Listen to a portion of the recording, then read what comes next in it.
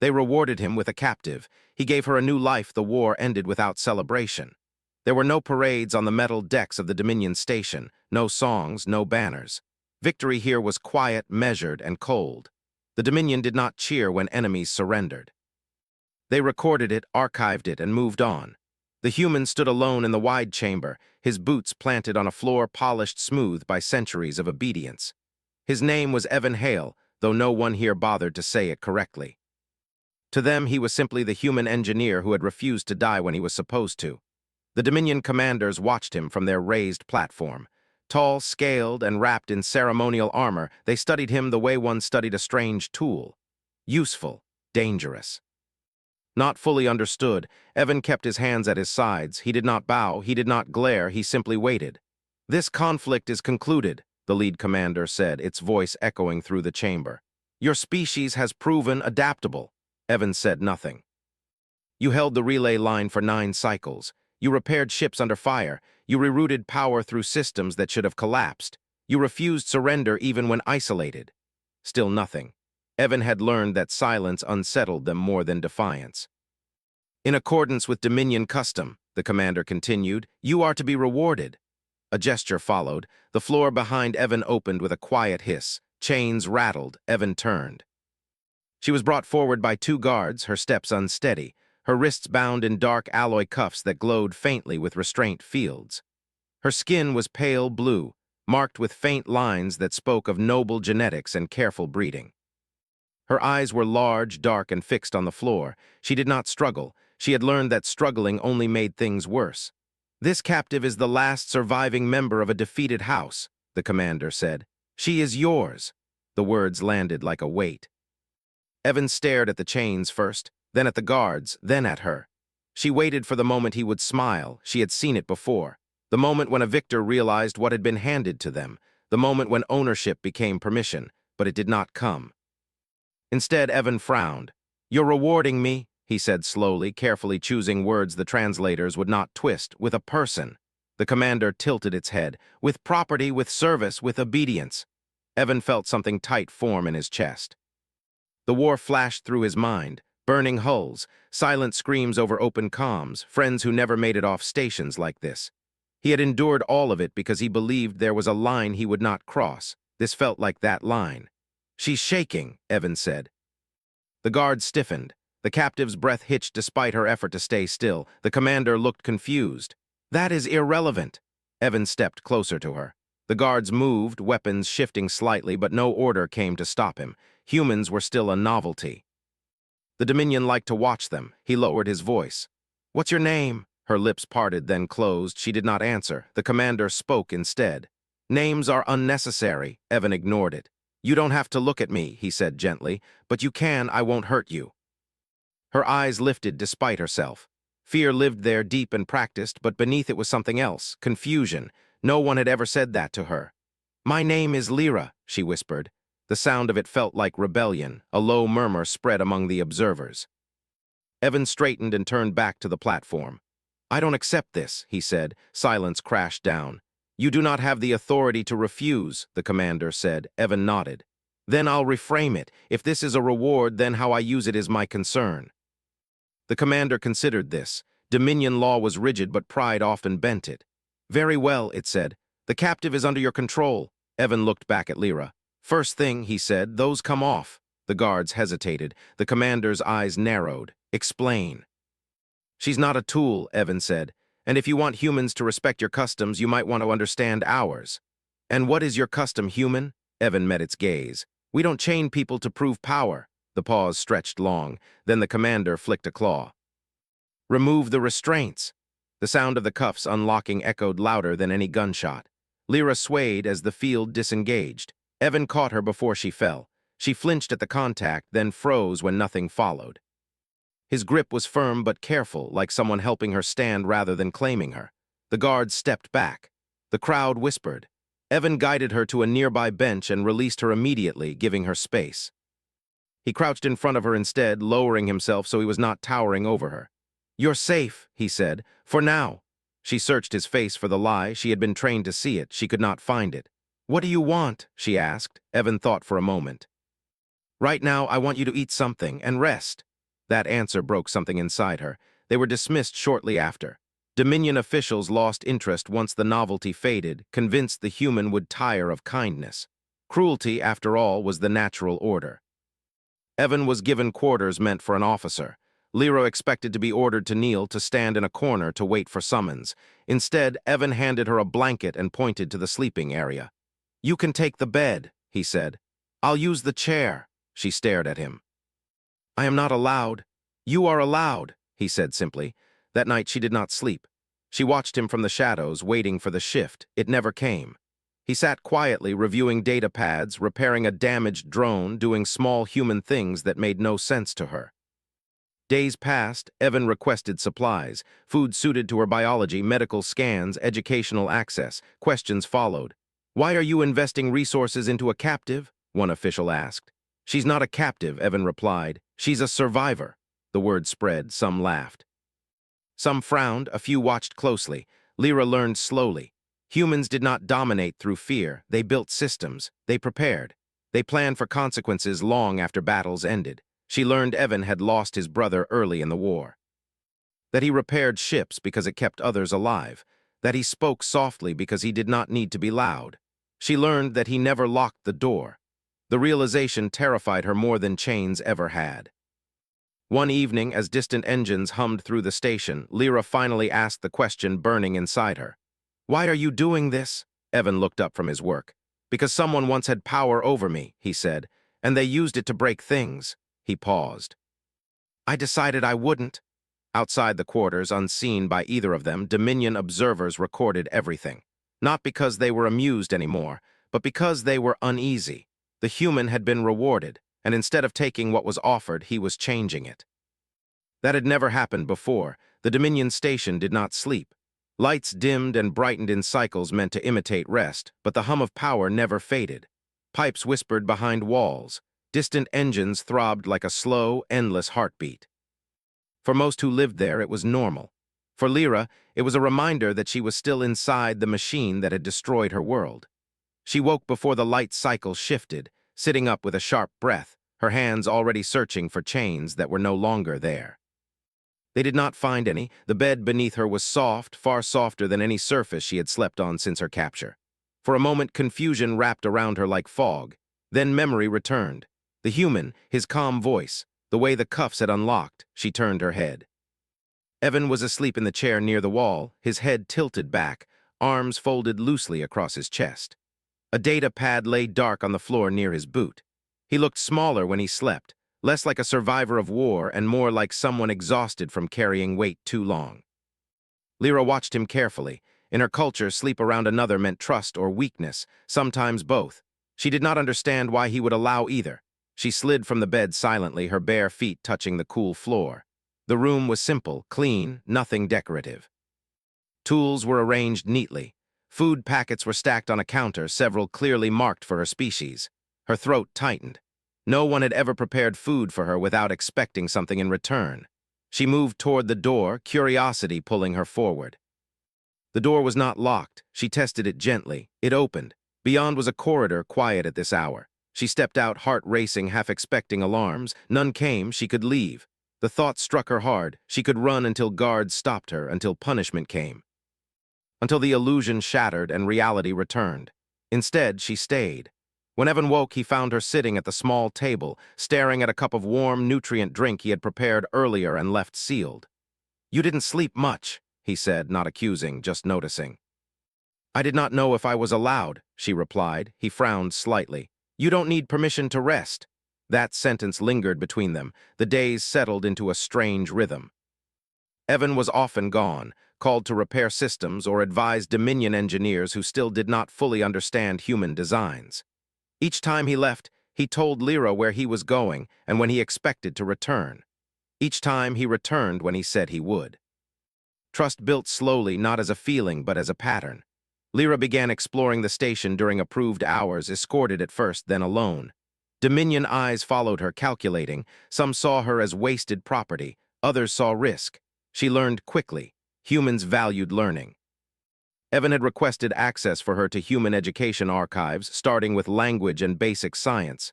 He never forced lessons. He offered them. You don't have to become anything, he told her.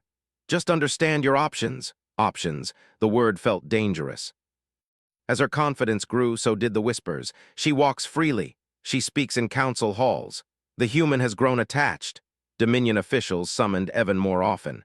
You are misusing imperial tradition, one administrator said flatly. I am adapting it, Evan replied. The captive is influencing you. Evan leaned back in his chair. If treating someone well counts as influence, then yes. The administrator's eyes narrowed. You forget your position. Evan did not raise his voice. I know exactly where I stand. Lyra overheard fragments of these conversations. Fear returned, creeping and familiar. She knew how empires corrected deviations. One evening she confronted him. They will take me back, she said, or remove you. Evan considered this. They might try, she clenched her hands. Then let me go before that. He shook his head. Running won't protect you, it will confirm their fears. What fears? That you matter, her breath caught. That night she told him the truth of her house. They had been scholars, not warriors. Keepers of navigation data older than the Dominion itself. When the Empire demanded exclusive access, her family refused. Knowledge was meant to be shared, not hoarded. The response had been swift. Her world burned. Her people were erased. She was kept alive as proof. Evan listened without interruption. When she finished, he said quietly, they didn't just punish you, they silenced you. Yes, she said, and if they learn what I still know, they will finish it. Evan nodded once. Then we make sure they don't. Plans formed quietly. Evan began documenting everything. Dominion customs, legal contradictions, records of captive treatment. He taught Lyra how to organize data, how to encrypt it, how to think like a human analyst. She learned fast, too fast. Dominion intelligence noticed. A formal summons arrived. Lyra was to be returned to custody pending review. Evan read the notice calmly, then handed it back. I decline, he said. The officer blinked. You cannot. Watch me. He requested an audience with the Dominion Council. The chamber was fuller this time. Curiosity buzzed. The human had become a problem. Evan spoke clearly, citing treaty clauses, wartime agreements, and Dominion laws granting reward autonomy. He did not argue emotionally. He argued precisely. Lyra stood behind him, heart pounding. For the first time, she saw doubt ripple through the council. They delayed the decision. Delay meant danger. As they left the chamber, a guard brushed past Lyra and whispered, You should not have been given hope. That night, Lyra did not wait. She woke Evan and told him everything. They are planning something, she said. Quiet, final. Evan did not hesitate. Then we accelerate. He sent encrypted packets to human command, evidence, testimony, data Lyra had preserved. The response came faster than expected. Human ships adjusted course. Allies were listening. On the station, the air changed. Orders became sharper. Smiles vanished. Doors locked more often. Lyra stood by the viewport, watching stars drift. I was given to you as a reward, she said softly. Evan stood beside her. They underestimated us both. She looked at him. If this ends badly, he shook his head. It won't end quietly, that's enough. Outside, unseen by most, Dominion security units repositioned. The station prepared for containment. And somewhere deep in the system, human engines burned toward the light. The reward had become a challenge, and the Dominion was about to learn what humans did when challenged. The Dominion Council chamber felt different this time. The air was heavier, not with sound but with expectation. Rows of officials filled the curved tiers, their armor polished, their expressions guarded. Guards lined the walls, weapons visible but idle. Everything about the scene said control, yet something beneath it felt strained, like metal under pressure. Evan stood at the center again. Lyra remained a step behind him, not because he asked her to, but because she chose to. Her posture was straight now. Fear still lived inside her, but it no longer ruled her movements. She had seen too much to believe in silence anymore. The lead counselor spoke first. You have exceeded your granted autonomy, human. Evan nodded once. I disagree. A low murmur spread. You were rewarded, the counselor continued. You were not authorized to create precedent. Evan lifted his gaze. Every law you follow started as precedent. The words landed cleanly. The counselor's eyes narrowed. You are challenging imperial tradition. I am using it, Evan replied. Exactly as written. He activated the data pad in his hand. Light projected into the air, lines of Dominion legal code unfolding, translated clearly for all to see. By your own statutes, Evan said, A reward granted for wartime service becomes the sole responsibility of the recipient. Oversight ends unless the recipient violates treaty law. He paused, letting the silence stretch. I haven't. A counselor on the upper tier leaned forward. You claim the captive is no longer property. I claim she never was, Evan said, but even if you reject that, your law allows me to determine her status. The chamber grew restless. Lyra watched faces change. Some showed anger, others uncertainty. A few showed something close to fear. You are manipulating semantics, one official snapped. Evan remained calm. You built an empire on semantics. That struck deeper than insult. The lead counselor raised a clawed hand. Enough, this council will deliberate. Evan inclined his head slightly, respect without submission. As they were escorted out, Lyra felt the shift immediately. Guards closed ranks more tightly.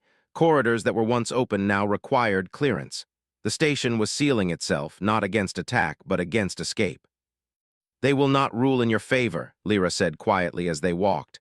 Probably not, Evan replied. Then why do this publicly? He glanced at her. Because secrecy favors them, light favors us. Back in the quarters, Evan moved quickly. He packed essentials, secured data cores, and double-checked encryption keys. Lyra assisted without being asked. She had learned how humans prepared for failure by assuming it early. They are watching, she said. I know. You could still give me up, she said. They might let you leave. Evan stopped. He turned to face her fully. That option doesn't exist. She studied his face, searching for doubt. There was none. The station lights dimmed unexpectedly. Then the alert sounded, not a general alarm, a targeted one, containment order. Evan exhaled slowly. That was faster than expected. Doors slammed shut. The floor vibrated as security units moved. Lyra's heart raced, but she did not freeze. They're coming for me, she said. For us, Evan corrected. The first knock came hard, metallic. Open this door, a voice commanded. By order of the Dominion Council. Evan tapped his pad. Human systems embedded quietly into the station came alive. Locks resisted, power rerouted. Human, the voice warned, you are committing treason. Evan spoke evenly. Then document it carefully. The door buckled under force. Evan guided Lyra toward the back access corridor. Stay close, do exactly what I say, she nodded. The corridor beyond was narrow, rarely used. Evan had mapped it days ago. Preparation mattered. Behind them, the door gave way. Security units flooded in.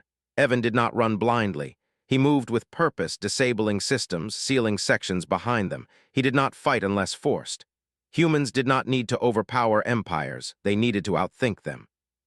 Blaster fire scorched the walls. Lyra stumbled once. Evan caught her, steady and sure. I'm sorry, she said. Don't be, he replied. You're doing great.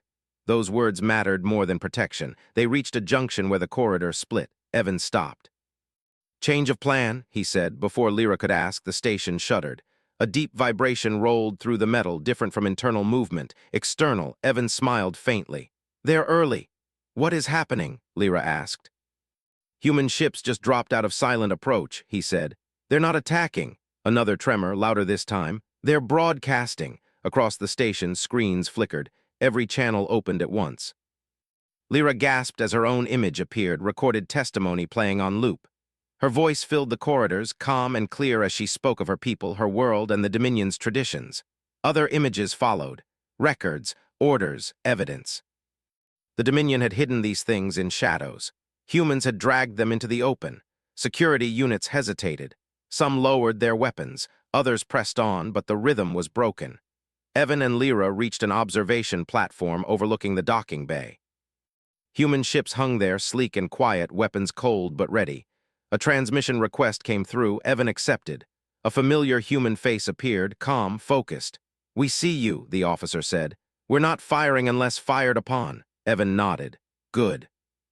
The Dominion Council panicked. Orders contradicted each other. Some demanded force. Others demanded negotiation. The Empire was used to obedience, not exposure. Lyra stepped forward, her voice steady as she accessed the open channel. This is Lyra of House Sarrel, she said. I speak freely. Her image joined the broadcast. I was given as a reward, she continued. I was treated as property. That is your tradition. This human refused it. She met the unseen audience without fear. He gave me choice. He gave me voice. If that threatens your empire, then your empire deserves to be threatened. Silence followed. Then something unprecedented happened. A Dominion guard stepped away from his post. Then another. Across the station, individuals hesitated, thought replaced habit. The council issued a final order: seize them, end this. The command never fully carried out. Human ships maneuvered closer, not aggressively, but undeniably. The message was clear. Evan stood beside Lyra, watching the bay.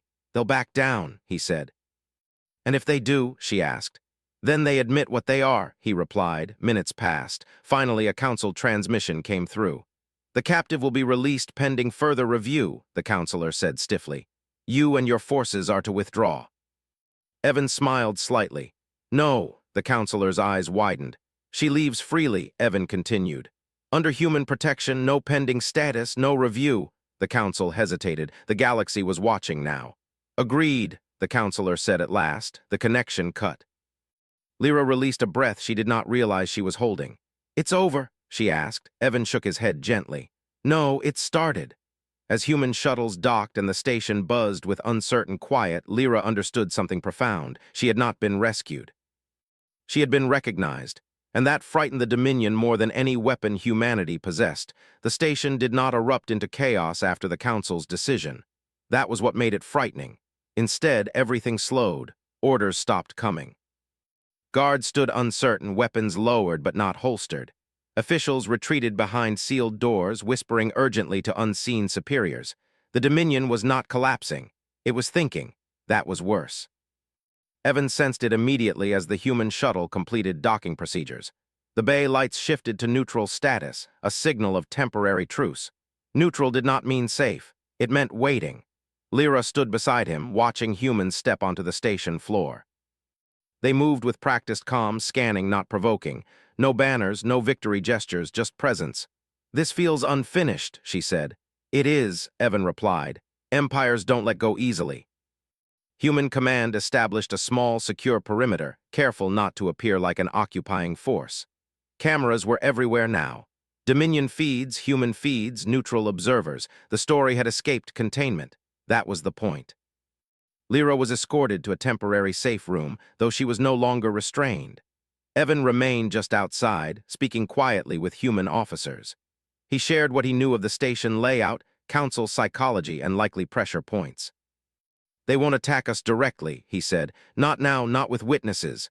"So what will they do?" one officer asked. Evan's expression hardened.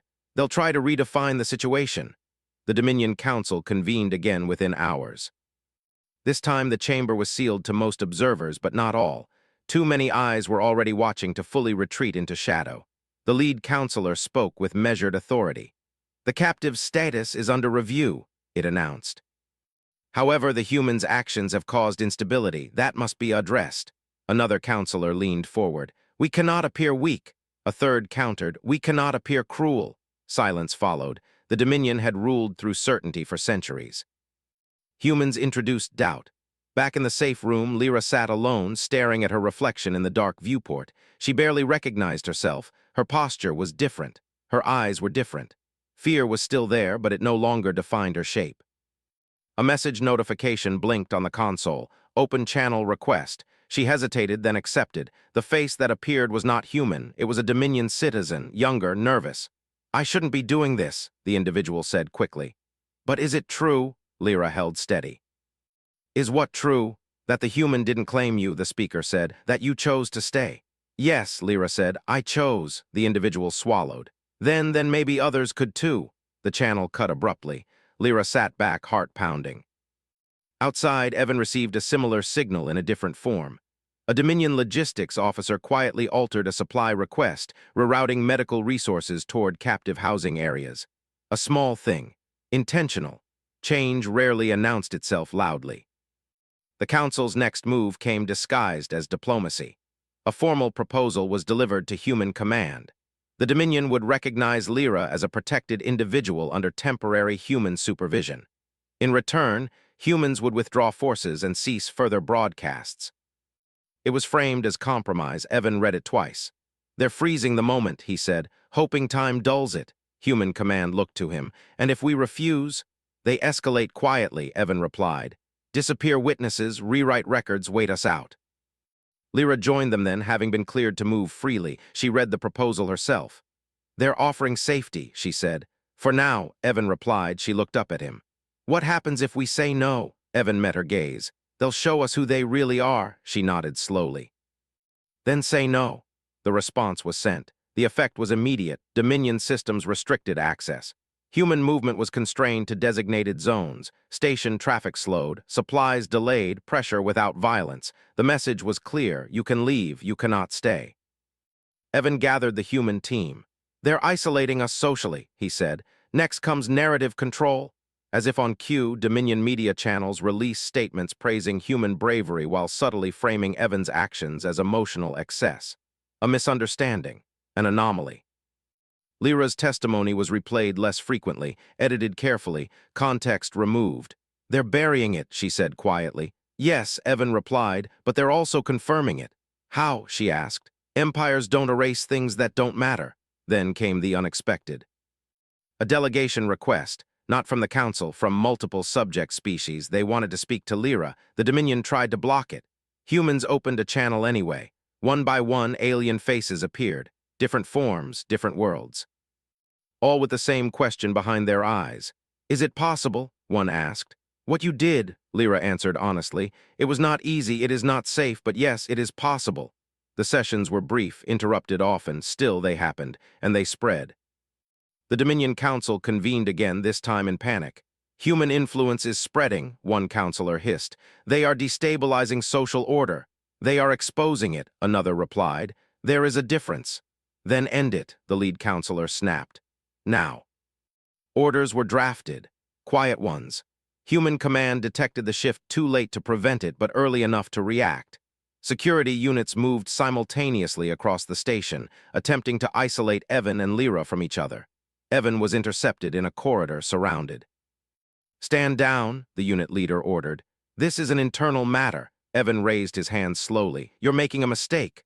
We follow orders, the leader replied. Yes, Evan said, so did others. At the same time, Lyra felt the change, doors sealed ahead of her. A soft alarm pulsed, not loud enough to alert humans nearby. She did not panic. She accessed the nearest terminal and opened a public channel. This is Lyra, she said. If this signal cuts, understand why. Across the station, screens flickered. Dominion command scrambled. Too late, human ships powered engines not to fire but to move, to block, to be seen. Evan's comm crackled. Containment breach in progress, a human officer said. We're moving. The Dominion units hesitated again, orders conflicted. Evan lowered his hands. You still have a choice, he said quietly. The unit leader looked around, at cameras, at watching eyes. He stepped back. One by one the others followed. Lyra's channel remained open. I was meant to disappear, she said. Instead, I speak. If this ends me, remember that it did not end the idea. The Dominion Council cut the broadcast, but it was too late. The idea had already escaped. Human Command issued a final statement. They would withdraw peacefully, with Lyra, and with all who chose to come. Shuttles began launching.